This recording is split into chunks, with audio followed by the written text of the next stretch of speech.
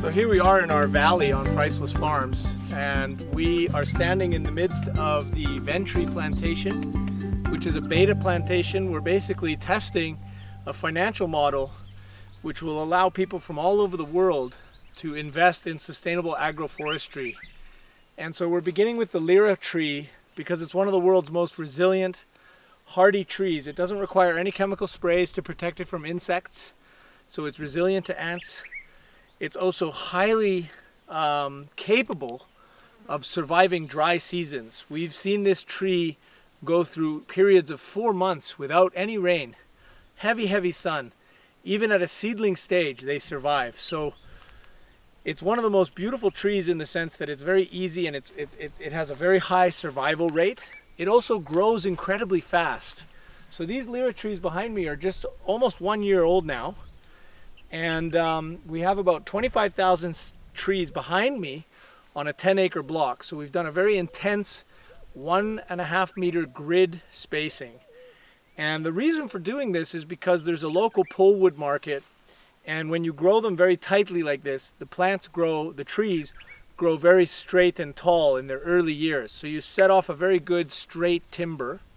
And then after about 2 years, each of these trees will be worth about $1 on the local market, and you can come in and you can cull out the ones that are maybe not looking so perfect, or they don't have exactly perfect straight poles, but they're used in local construction, what we call light construction and craft woods. And these have immediate local markets. Even in this district that we're in, we can sell them for about $1 a piece wholesale. And the local shop owners who would be buying these will then sell them on for about $1.50, $1.60 for local people to be able to build their houses with, their huts, their roofs, and so on. And this is a prolific market in Uganda that we're after. Now, after you've cut the initial 50%, with lira, what ends up happening, just like eucalyptus and many other species, it regrows.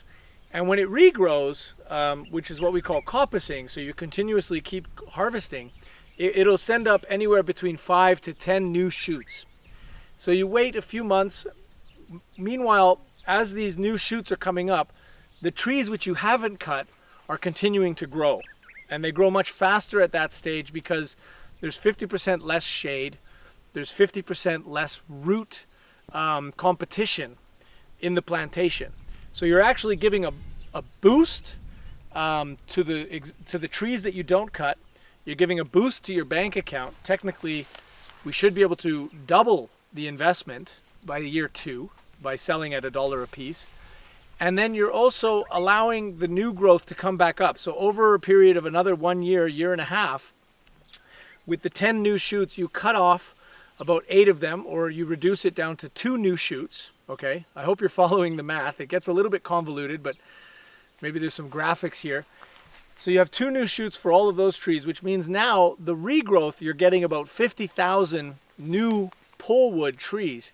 Now you can choose at this point if you want to go in and continue pulling out larger poles, or you want to leave the 25,000 trees that are remaining. Remember, they're now at a 3 meter spacing, because if you started with 1.5 meter and you cut out half, then you now have a 3 meter spacing, okay? And that's pretty good, but even then, we would still want to come in around year 3, year 4, and cut down some of those bigger trees now, which are now worth $5 to $10 each, and you can cut about half of those, so you're getting about 12,500. You cut those down, again, you get a very good income from that. And then the remaining 12,500, which are left over, and I'm talking about an original plantation of 50,000, not an original plantation of 25,000 now. You then sell off around year 5, year 6, you sell them for anywhere between $30 to $70. Okay, that's generally the range you're going to get. Lira is a hardwood. It's on the lower scale of the hardwoods, but it has a very nice heartwood, meaning that it has a really nice color to it, just like mahogany, very similar to teak. And because of its resilience, because of the timber pliability in terms of craft wood, it's very well, it's very workable for carpenters to be able to make furniture from. And the most beautiful thing that I love the most is that it's pest resistant. It's resistant to termites. And termites in Africa and tropical countries like Uganda are so prolific. We actually planted, I'm going to walk over this way if you can pan with me. This is our first year planting, and we had a drought season, and these ones all survived the drought. Now here we have another 10 acres, which is the lower half of our plantation, and you can see that these are younger trees here. So this also has 25,000 seedlings in it. They're going to be hard to see in the video, but they're there. And so these ones are struggling to come up. We had actually originally, at the same time that we planted the 25,000 giant lira over here, we had planted this area with eucalyptus, South African eucalyptus, and it all died in the dry season, even with watering. Termites, ants, they eat them. We didn't spray them. We don't want any chemicals on our land. We're strictly organic. And they all died. So we actually had to replant this. We said, you know what? We're not going to do eucalyptus anymore. It's too susceptible to bugs. It's weak in the dry weather. And it requires, quite frankly, it requires chemicals. So we say, you know what? Let's go. We collected all the seeds from our site. We did our nurseries. We waited a few months for the rains to come back. And boom, we did a second planting, which is actually the third planting on this plot of lira. Okay? And now about 90%, 80% of these have survived. And we're gap filling because we have a lot of nurseries, because we have hundreds of thousands of seeds from our primary farm, our mother farm up on the hill, producing every season. We're getting massive amounts of seed, putting it into our nursery and doing our gap filling.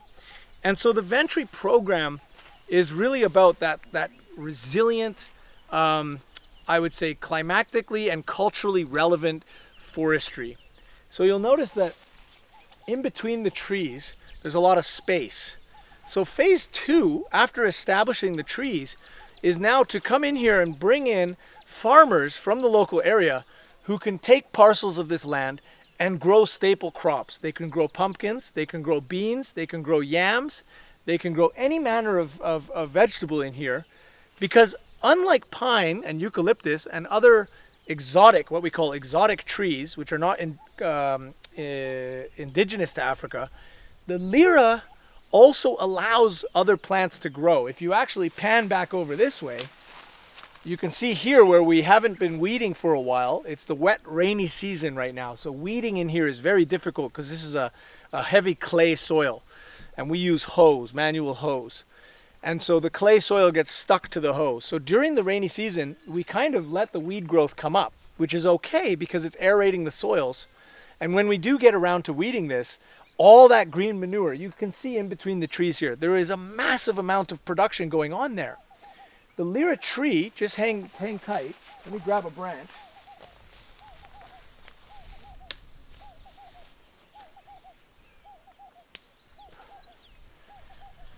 The lira tree has a very sparse leaf structure, which means that a lot of sunlight gets through. So you're not going to grow a full sun crop, but you can grow pretty much any crop that can deal with partial sun. Okay, so ground cover plants like pumpkins. I'm sure even eggplants will do well in here. Chilies will do well in here. There's probably 50 to 60 different types of herbaceous shrubs growing in here right now.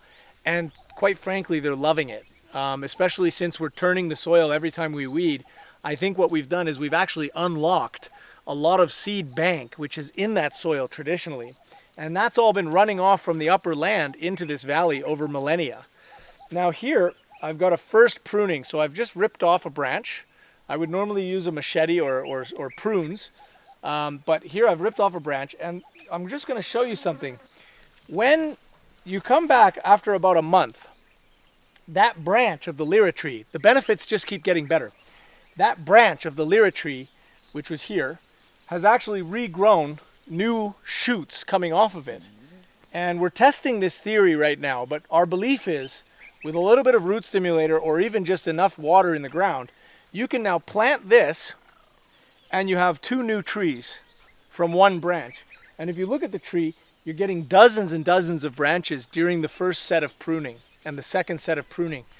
So the multiplication factor on the lira tree is so powerful, it's so strong, that I believe that this crop, this particular species, can actually solve the firewood and the light timber and the light construction issues with regards to forestry in Africa.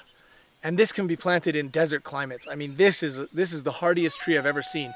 When we have had our worst drought seasons here, and the rest of the farm becomes completely dry, bone dry, the lira tree is just standing there, fully green, beautiful taproot going way down into the subsoils, and it's resilient. It just keeps growing. So it is our favorite tree beside moringa. And it's taking a very strong place in my heart as a designer as well, because this is a tree that I can take with me to every single community that I go to. And so instead of those families now going into traditional national forests or old growth forests or jungles and foraging for firewood and foraging for construction timber and even firewood for building the bricks, a lot of people don't understand that when you look at a brick building in Africa, what you're actually seeing is a bunch of dead trees, because in order to fire those bricks, they're cutting down a lot of trees. They use a lot of timber to burn one stack of bricks. We're talking about large trees. And most of those large trees right now are in the forest reserves. So by providing an alternative through the Ventree model, we're giving these farmers the ability to quickly get a forest cover on their land as investors with money, with capital. We're giving them the opportunity to get forest cover on their land, which does not suppress their existing ability to grow staple foods for themselves. Just using the lira tree as an example, it's going to solve the deforestation issues that we're all worried about. I'm quite sure that the carbon sequestration that's happening in this plantation, in this particular species, in this type of a plantation, is very high. I would put it up there beside bamboo, maybe a little bit lower than bamboo. Bamboo is prolific, as you know. But unlike bamboo, you can grow food between this crop. So the benefits to this tree just go on and on and on. I mean, we could do a whole movie about this, and it's feeling like it's getting there. But anyways, there's the lira tree. This is a beautiful tree, and we're going to continue to research it. We're going to continue to manage this plantation. We're going to continue to prove that investing in smallholder farmers like this and small agricultural plots like this can change the world, and it can put money in your pocket. The Ventree model is based on actual profits, true profits. This is not a charitable foundation. We are very serious about how we manage the plantations. We're very serious with who we select to come on board and how they do it. If people don't perform, just like any other company, you're fired. You can't do a plantation if you're not a serious worker. And so we put them through training. And when we complete the project on this site, and we see that this 20 acres here, this 10 acres here, when we complete the project on this site, and we see that this 20-acre plantation, which is our beta plantation, our test plantation, is successful, then we're going to expand. And now this model can go to anybody else's farm. This model can accept money from anyone in the world with an online bank account. We can take any type of credit. That's our objective, is to be able to take any type of currency and turn it into trees and turn it into profits for you and your family and your community, to be able to say, look, we're going to change the planet, and we're going to do this together as one family with one giant internet network, helping us to bridge the gap between the haves and the have-nots, and do it in speed. Okay? There's hundreds of thousands of nurseries across Africa that are trying to sell seedlings to farmers who lack the capital finance to get going. Ventree is speeding up the ability for local farmers to get access to seedlings, access to knowledge, and access to tools to begin their plantations. And you as the investor are being rewarded for that in actual cash payouts, because this is a monitored system. Every Ventree plantation will be strictly monitored by field agents who visit the plantations on a daily and weekly and monthly basis, recording every little step of the journey. We have lost well over 50,000 seedlings in order to establish 50,000 seedlings. We are not going to give up, and neither will the farmers, because the truth is these people live here full time. So every day, you can see one of our managers back here, Alex, he's planting and he's replanting, he's assessing, he's coming with the problems, we're sitting down, we're talking about the solutions, and we're pushing on. Currently, you can see in the background here, we've gotten a lot of flooding because this is a valley, and this was expected. We originally planted the lira here in favor of moringa because I've seen flooding in the valley before, and moringa does not do well in floods. So right now we have an excessive amount of water, and so we're going to see, are these seedlings going to survive this flood? It looks like they're doing okay. We can see some yellowing on the leaves. We know that no tree of this nature likes to be underwater for too long, but we believe that it's going to work. And the benefits go on. You can see the goats in the background.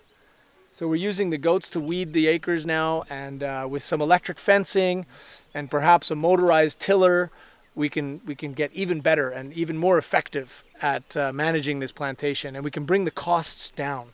So this first plantation, yes, it's costing a little bit more than we would expect, but eventually as we perfect the systems and as we increase our holdings and as we increase, we're looking at basically creating a global tree bank in Africa where deforestation is rampant, human resource is excessive. We have so many people sitting around looking for what to do, and quite frankly, it's one of the best places in the world where you can invest your money now because it's new territory.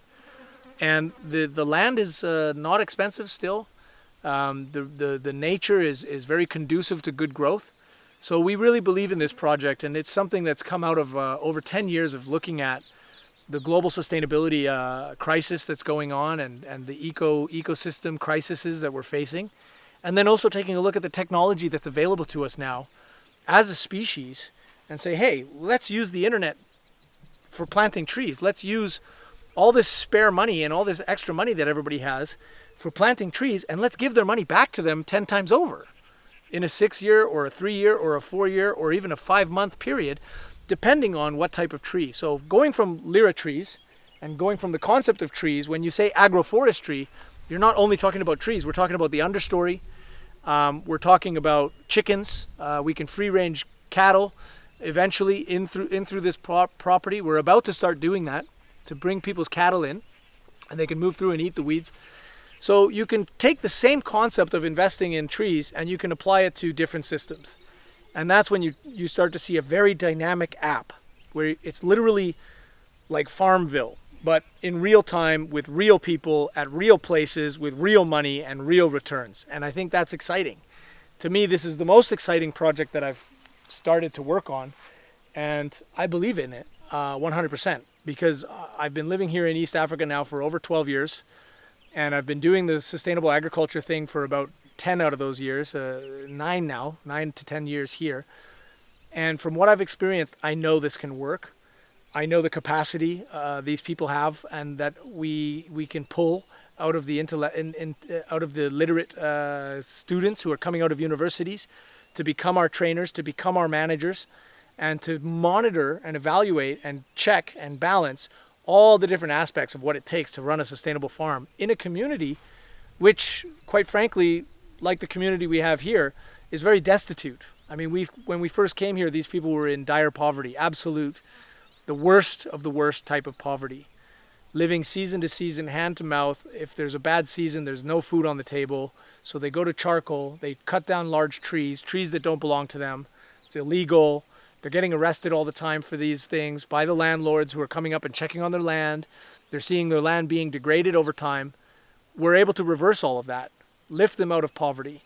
Within a 6-month period in a Ventree plantation, you are literally taking families and families out of poverty in rapid succession. And if we get this going and we build a global network of Ventree investors who are all truly making money, we do not allow the investor to suffer losses. Any and all losses that happen on a Ventree plantation are incurred by the company itself, which has shares, and by the farmers and by the landlords, because they are the people on the ground who are responsible for doing the work. And if the work is not being done effectively, they are the ones who are going to incur the losses. So no matter what your investment is with Ventree, we give a 100% guarantee that you are the first one to receive the money that you were promised based on the trajectory and the projections that were given for that investment over that crop, whatever that crop may be. If it's lira, if it's free-range chickens, chicken eggs, honey from honeybees, you name it, we're going to blow this thing out into pretty much all aspects of a sustainable farm. and we're going to put it online as soon as possible. We're looking for more investors. We're looking for, you know, you and your friends and your family, anybody with a couple extra bucks to throw into, you know, global cooling systems. This is what we're doing out here. So yeah, I hope that's informative for you. Thanks for your time, and we're going to go take a look at more flooding. That was